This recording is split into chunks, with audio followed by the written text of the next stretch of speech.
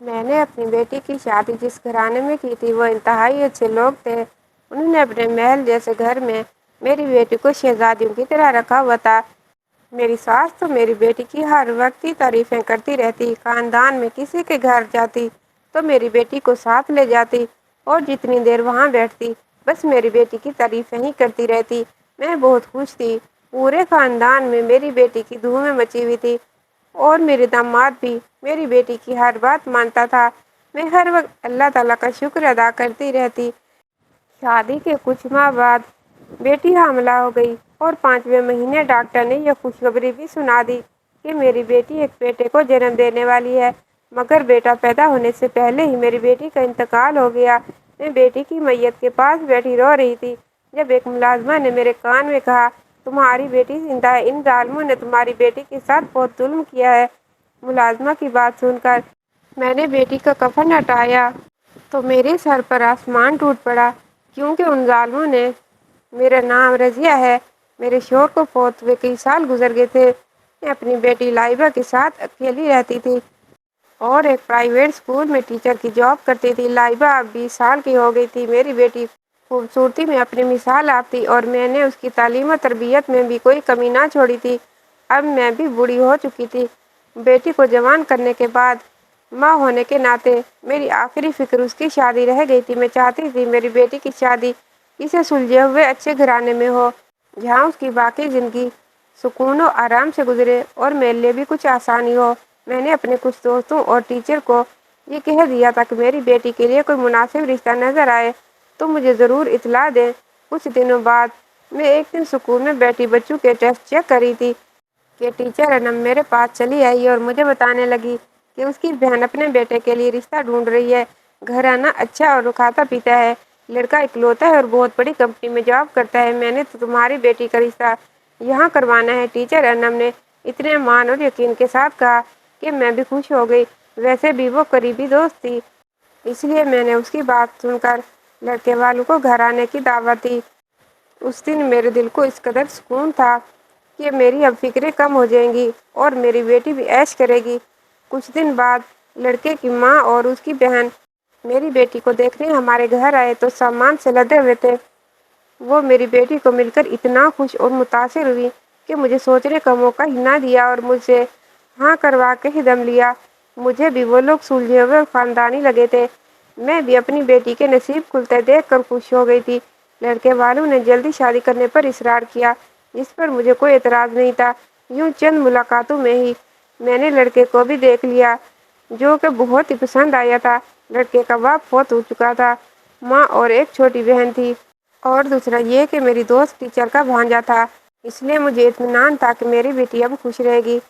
میں نے دن رات لگا کر اپنی ساری زندگی کی جمع پونجی سے بیٹی کی شادی کی تیاریاں شروع کر دی اور شادی کرنے میں کوئی کسر نہ چھوڑی تھی۔ اسے سب کچھ جو ایک ماں دے سکتی ہے میں نے دے کر اپنی دعاؤں کے سائے میں رخصت کر دیا۔ شادی کے بعد میری بیٹی 2-3 مرتبہ میکے آئی تو اس کے چہرے پر اندرونی سچی خوشی اور سکون تھا۔ میری بیٹی کا کہنا تھا کہ اس کی ساس اس کی بہت تعریفیں کرتی ہے، گھر کو کوئی کام نہیں کرنے دیتی، جہاں بھی جاتی ہے اسے ساتھ لے جاتی ہے، میری بیٹی کی اجازت کے بغیر کوئی کام نہیں کرتا، اور میرا داماد بھی میری بیٹی سے بہت پیار کرتا ہے۔ میں لائبہ کی بات سن کر بہت خوش ہوئی تھی۔ میری بیٹی کی شادی امیر گھر میں ہوئی، لیکن کچھ مہینوں بعد جب وہ حاملہ ہوئی تو اس نے مجھے یہ خبر سنا کر بے چین کر دیا کہ وہ اپنی ساس کے ساتھ گاؤں میں رہنے جا رہی ہے، کیونکہ اس کا شوہر کام کے سلسلے میں ملک سے باہر جا رہا ہے، اور اب میری بیٹی اور اس کی ساس گاؤں والی حویلی میں رہیں گی۔ میں اپنی بیٹی کی جدائی کا سن کر بہت زیادہ اداس ہوئی تھی۔ میں دل پر پتھر رکھ کر اسے ملنے گئی اور وہ بھی مجھ سے مل کر خوشی خوشی ساس کے ساتھ گاؤں چلی گئی۔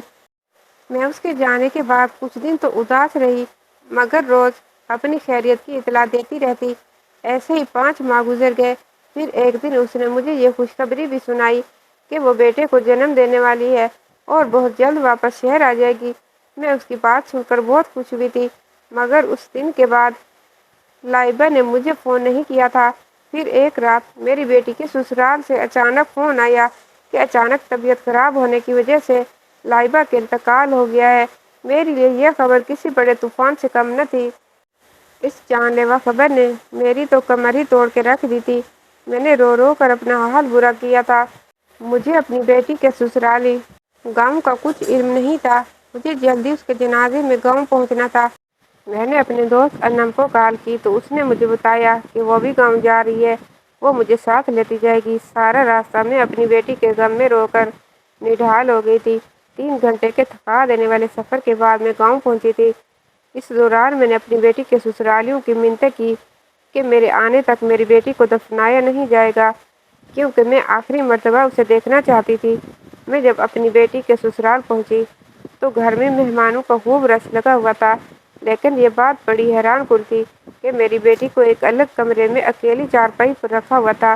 میں روتے ہوئے اپنی بیٹی کے ساتھ لپٹ کر دھاڑے مار مار کر رونے لگی تھی۔ شوہر کی وفات کے بعد بیٹی زندگی کا سہارا بنی تھی، وہ سہارا بھی آج چھن گیا۔ کچھ ہی دیر بعد کچھ خواتین اندر آئی اور مجھے کہا کہ اب جنازے کا وقت ہونے والا ہے، آپ باہر آ جائیں۔ مرد اندر آ کر میت کو اٹھا کر لے جائیں گے، لیکن اس دوران مجھے عجیب واقعہ پیش آیا۔ ایک ملازمہ مجھے پانی پلانے کے لیے میرے قریب ہوئی اور اس نے مجھے کہا کہ میں تھوڑی دیر بعد سب خواتین کو کمرے سے نکل جانے کا کہوں، تو وہ مجھے میری بیٹی کے متعلق کچھ بتانا چاہتی ہے۔ یہ سن کر میں بے چین ہو گئی اور میں نے خواتین سے درخواست کی کہ کچھ دیر اس کمرے میں مجھے میری بیٹی کے ساتھ اکیلا چھوڑ دیا جائے۔ ویسے بھی اب یہ ہمیشہ کے لیے مجھے چھوڑ کر جا رہی ہے، میں کچھ وقت اکیلے بتانا چاہتی ہوں۔ میری بیٹی کی ساس نے سب عورتوں کو کمرے سے باہر نکال کر صرف ایک ملازمہ کو کمرے میں چھوڑ دیا۔ میں ایک بار پھر اپنی بیٹی سے لپٹ کر رونے لگی۔ مجھے یوں محسوس ہوا جیسے میری بیٹی طبعی موت نہیں مری۔ اس متعلق ملازمہ مجھے بتانا چاہتی ہے۔ میرے پاس کھڑی ملازمہ کچھ دیر میرے چہرے کی طرف دیکھتی رہی اور پھر دوڑ کر میرے پاس آئی اور اس نے میرے کان میں سرگوشی کی کہ میری بیٹی زندہ ہے۔ میں نے اس کی طرف غیر یقینی سے دیکھا کہ ایسا کیسے ہو سکتا ہے۔ تب اس نے مزید کہا، خود ہی دیکھ کر یقین کر لو۔ میں نے فوراً بیٹی کا کفن ہٹایا تو مجھے محسوس ہوا کہ میری بیٹی کی سانسیں مدھم چل رہی ہیں، البتہ اسے کوئی ایسی زہریلی چیز کھلائی گئی ہے جس سے اس کے ہونٹ اور جسم نیلا پڑ چکا ہے۔ ملازمہ جھوٹ نہیں بول رہی تھی، میری بیٹی سچ میں زندہ تھی، لیکن اسے جلد سے جلد ڈاکٹر کے پاس لے جانے کی ضرورت تھی۔ میں نے ملازمہ کے سامنے ہاتھ جوڑے کہ وہ میری مدد کرے، اس کے بدلے میں اسے منہ مانگی قیمت دینے کو تیار ہوں۔ ملازمہ نے فوراً حامی بھر لی اور وعدہ کیا کہ وہ میرا پورا ساتھ دے گی۔ میں نے اسے اپنے شوہر کی آخری نشانی سونے کے 2 کنگن جو میں ہمیشہ اپنی کلائیوں میں پہنے رکھتی تھی اتار کر ملازمہ کی مٹھی میں دبا دیے اور جلد ہی اپنی چادر اتار کر ملازمہ کو دے دی تاکہ وہ میری بیٹی کو یہ چادر پہنا کر کسی بھی طرح سے یہاں سے فوراً لے جائے۔ ملازمہ نے میرے موبائل سے اپنے شوہر سے مدد طلب کی اور مشکل سے میری بیٹی کو دوسرے دروازے سے نکال کر لے گئی۔ میں بیٹی کا کفن خود اوڑھ کر لیٹ گئی، کیونکہ مجھے اب سچ کا پتہ لگانا تھا کہ میری بیٹی کے ساتھ آخر یہ ظلم کیوں ہوا تھا۔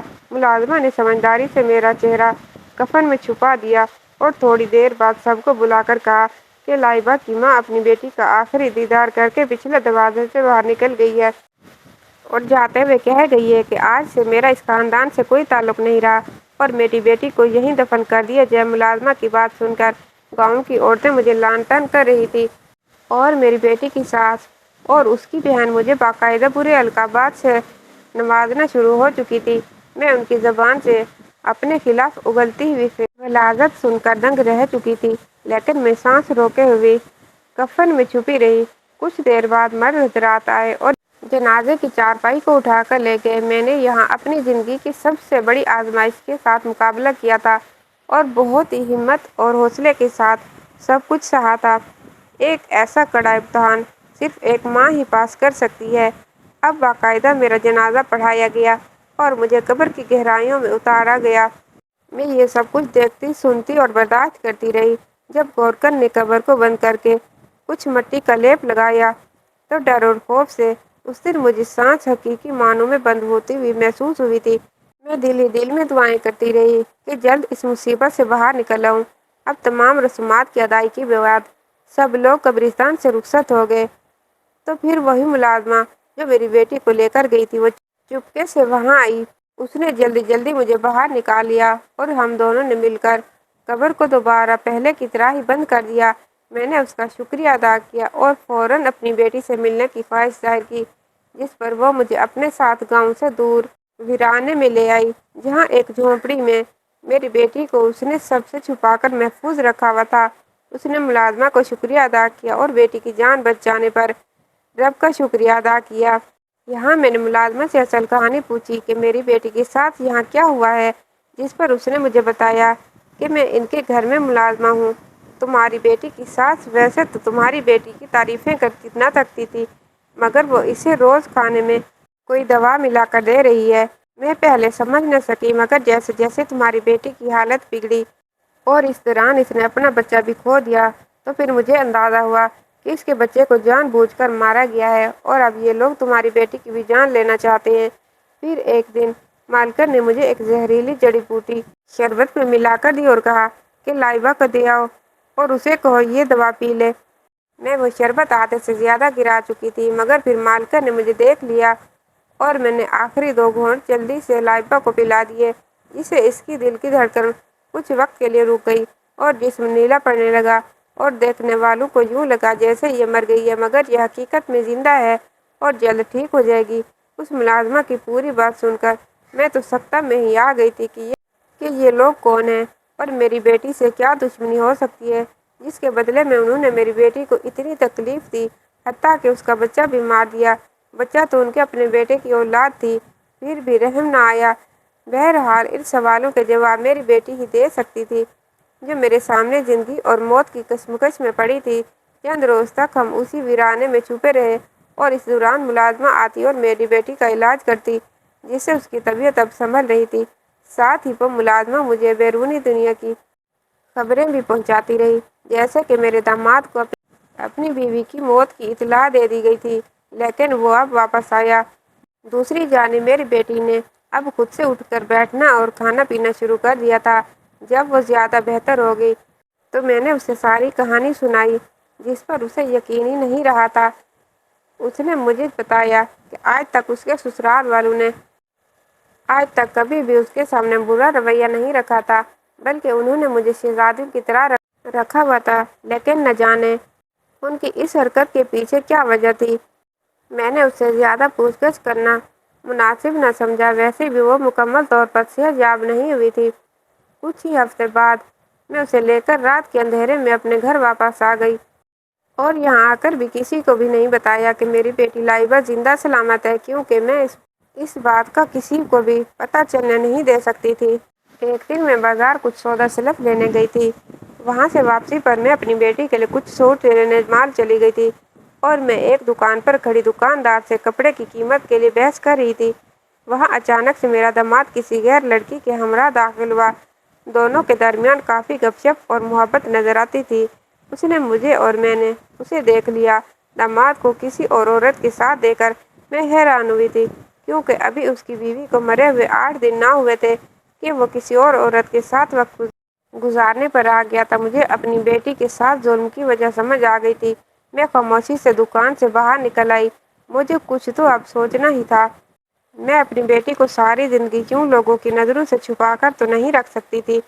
میں نے گھر آ کر اپنی بیٹی کو ساری صورتحال سے آگاہ کیا اور اسے بتایا کہ اب یہی وقت ہے کہ ان پر خلا کا کیس دائر کیا جائے اور علیحدگی اختیار کی جائے، لیکن میری بیٹی نے مجھے بتایا کہ اس کا منصوبہ کچھ اور ہے۔ آپ ان پر میرے قتل کا کیس دائر کریں اور پولیس کو ساتھ لے کر گاؤں جائیں۔ گاؤں میں ان لوگوں کی بہت زیادہ عزت ہے۔ میں چاہتی ہوں کہ ان کا مکروہ چہرہ سب کے سامنے بے نقاب ہو۔ مجھے اپنی بیٹی کی یہ بات مناسب لگی اور میں تھانے جا پہنچی۔ میرا دل بہت گھبرا رہا تھا، مگر شکر ہے وہاں ایک لیڈی پولیس آفیسر میری جاننے والی نکل آئی۔ دراصل ان کا بچہ میری ہی کلاس میں پڑھتا تھا اور جو میں نے اپنی بیٹی کے قتل کی FIR درج کروائی۔ اگلے دن پولیس نے اپنی کارروائی شروع کی اور گاؤں جا کر تفتیش کی، جس پر زیادہ تر لوگوں نے یہی بیان کیا کہ میری بیٹی کا سسرال گاؤں کا مہذب گھرانہ ہے۔ میں نے پولیس سے قبر کشائی اور پوسٹ مارٹم کی درخواست کی، جسے سن کر میری دوست ٹیچر انم اور اس کی بہن کے ہاتھوں سے تو طوطے ہی اڑ گئے اور جو فوراً ہی میری جی حضور کرنے لگے کہ تمہاری بیٹی کو ہم نے نہیں مارا، وہ اپنے سسرال میں خوش تھی اور اپنی ہی موت مری ہے۔ لیکن میرا دل اندر سے چھلنی ہوا پڑا تھا۔ میں نے ان کی ایک بھی نہ سنی۔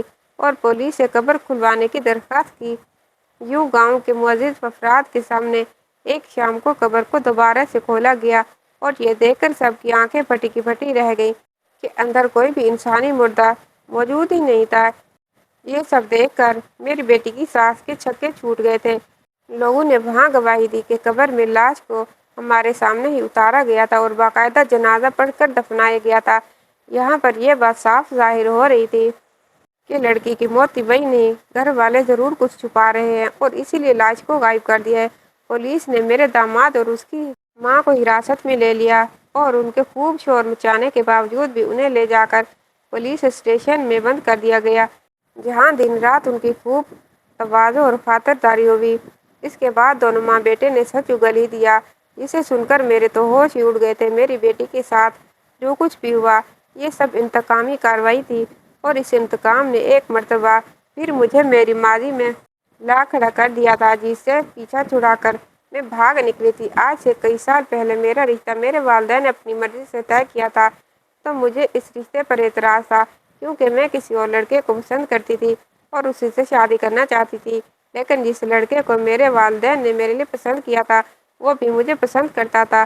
اس کا نام اسد تھا۔ اسد نے مجھ سے رشتہ اپنی مرضی سے قائم کیا تھا۔ میں نے اسد کے والدین اور بہن بھائیوں کو ٹھیک سے نہیں دیکھا تھا، مجھے تو اس میں دلچسپی ہی نہیں تھی۔ میں تو کسی اور لڑکے سے شادی کرنا چاہتی تھی۔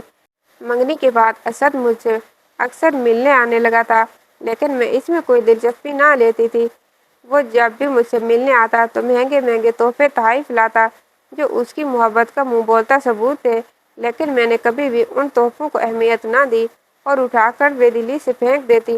آخر کار ہماری شادی کی تاریخ طے ہو گئی اور اسد کا ملنا جلنا بھی مجھ سے کم ہو گیا، تو پھر مجھے ہی اپنے پسندیدہ لڑکے کے ساتھ ملنے کا موقع میسر آ گیا۔ میں نے اس کے ساتھ مل کر گھر سے بھاگنے کا پلان بنایا اور عین بارات والے دن میں نے گھر سے بھاگ کر سلیم سے، جس میں محبت کرتی تھی، اسے شادی کر لی۔ شادی کے بعد میرے شوہر نے مجھے اتنا خوش رکھا کہ میں کبھی بھی پلٹ کر اپنے گھر نہ جا سکی اور نہ ہی کبھی ان سے رابطہ کرنے کی کوشش کی۔ ایک روز روڈ ایکسیڈنٹ میں سلیم فوت ہو گیا۔ سلیم کا فوت ہونا میرے لیے بہت بڑا صدمہ تھا۔ سلیم کے بعد میں نے والدین کی در پہ جانے کی ہمت نہ کی، لیکن میری بے وفائی کا صدمہ میرے والدین نے تو برداشت کر لیا تھا، جبکہ اسد نے یہ خبر نہ برداشت کر سکا اور اس نے اپنی جان دے دی۔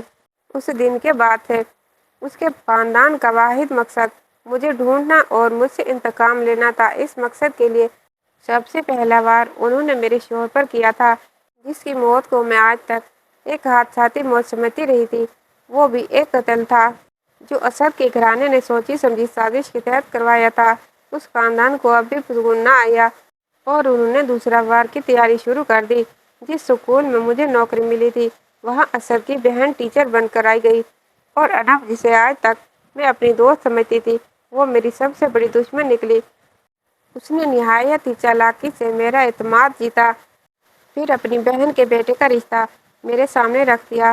اس سارے منصوبے کی اصل لیڈر انب کی بہن، جو میری بیٹی کی ساس تھی، جس کا ارادہ میری بیٹی کو راستے سے ہٹا کر مجھے ساری زندگی کے لیے تڑپانا تھا۔ لیکن اس سے پہلے میری بیٹی حاملہ ہو گئی اور اللہ تعالیٰ نے یہاں بھی اس کی مدد کی۔ پھر انہی کی سازش سے میری بیٹی نے اپنا بچہ کھو دیا تھا، جو کہ انہی کا خون تھا، لیکن اس کی جان بچ گئی۔ اس حقیقت کا ادراک مجھ پر آج ہی ہوا تھا۔ انم اور اس کی بہن اسد کی بہنیں تھیں، جنہیں شادی سے پہلے میں اپنی غیر توجہی کی وجہ سے نہ دیکھ سکی تھی۔ جب انم اور اس کی بہن یہ سب کچھ سنا رہی تھی، میرے پیروں تلے سے زمین نکلی جا رہی تھی۔ میں سوچ بھی نہیں سکتی تھی کہ انسان بدلے کی آگ میں اس قدر اندھا بھی ہو سکتا ہے۔ وہ گناہ جو میں نے کیا ہی نہیں تھا، اس کی سزا ان عورتوں نے مجھ سے اور میری بیٹی کو دی تھی۔ جب وہ لوگ کہانی سنا کر بس کر چکی اور ان کے پاس بولنے کو کچھ نہ رہا، تو پھر میں نے اپنی بیٹی کو گھر سے بلایا اور جب وہ سب کے سامنے زندہ سلامت آئی تو سب کی آنکھیں کھل گئیں۔ میں نے پولیس کو آگے کی کہانی سنائی کہ کیسے جنازے کے وقت مجھے حقیقت کا علم ہو گیا تھا اور میں نے اپنی بیٹی کی جان بچائی تھی۔ بے شک انہوں نے مجھ سے میرا شوہر چھین لیا اور اب میری بیٹی چھیننے کی کوشش کی، لیکن ان سب کو بھی خدا نے دنیا میں ذلیل اور رسوا کر دیا تھا۔ وہ دنیا میں تو سزا کاٹ رہے تھے، لیکن جو سزا آخرت میں ملنی تھی اس کا حساب بھی باقی تھا۔ 1 साल बाद मैंने लाइबा की दूसरी शादी कर दी थी। आज वो अपने घर में बहुत खुश है। वो जब भी मुझे मिलने आती है तो उसे देखकर मुझे एक ही बात याद आती है। सच ही कहा है किसी ने कि मारने वाले से बचाने वाला बड़ा होता है। कहानी अच्छी लगी हो तो कहानी को लाइक और चैनल को सब्सक्राइब कीजिएगा। अल्लाह हाफिज़।